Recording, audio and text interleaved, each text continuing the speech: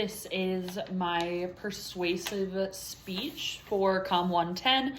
I'm doing it on organ donation. I have with me Jack, Taylor, and Shelby in my audience as well. So I will start. Are you an organ donor? Yeah, okay. So everyone is an organ donor.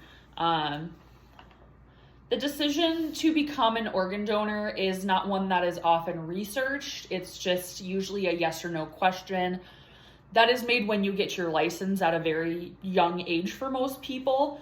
So today I'll be talking about the benefits and the consequences of organ donation, as well as what organs can be used or harvested for donation, and if you wanted to remove yourself from the organ donation list, how you would do so. So the first thing that I'll talk about is the benefits of organ donation, obviously giving hope and healing to those waiting for a transplant. 17 people die each day, according to UNOS, waiting for an organ transplant. One organ donor can save 8 lives. So one whole body could save 8 lives with life-saving organs. Obviously, there's other organs that could be harvested that aren't necessarily vital organs, but could definitely improve someone's quality of life. The consequences of organ donation, obviously, if you are a full donor, there wouldn't be a consequence, as you would be deceased when your organs are being harvested. There is such a thing as live organ donation. That would be like, Jack, if you need a kidney and I gave you a kidney and I was a match. Some of the potential consequences of organ donation from a live donor would be like bad surgeries, infections, blood clots, just the normal things that would happen with any potential surgery. You could become an organ donor if you're not already, which all of you guys are, but if you weren't, you could become an organ donor through your state's website. So for us, it'd be northdakota.gov or nd.gov. You could do it that way. There's a whole page about it. You have to have your license, you fill out some paperwork, you become an organ donor. If you want to remove yourself from the organ donation list, that is also online, but that is specifically through the DMV, since it does go onto your license. On your license, it'll say organ donor. I think it's in like red letters.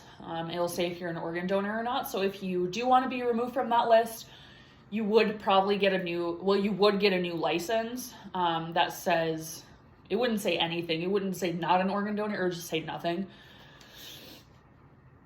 So organs that can be donated, almost every single organ that you have can be donated. So skin tissue for burn victims, corneas, obviously your eyes for people who can't see well, bones, tendons, veins, heart valves, your heart, your lungs, your kidneys, your liver, your pancreas, your intestines, everything can be donated except for your brain. That's the only thing that can't be donated, is your brain. There are some exemptions, or I guess not exemptions, there are some disqualifications from organ donation status. So if you have chronic conditions, like if you died from a heart attack, you can't donate your heart. Obviously, there was something wrong with your heart. And so it couldn't be used in another donor. What I found interesting, this was from lifesource.org, a good heart for someone who's 35 years old could be a great heart for someone who's 60 years old. So just because of your age, just because it's not good for your age, doesn't necessarily mean it wouldn't be good for someone else. There's also a religious exemption. So Jehovah's Witness, they don't take blood products. They also don't take organ transplants. I don't know the why behind that necessarily, but I guess that's not what I'm here to talk about. I'm here to just talk about organ donation. because not everyone does want to be an organ donor, even though it seems like a great thing to do. I think everyone should be an organ donor, but it's a religious exemption for them, and that is their own choice, and that's totally fine.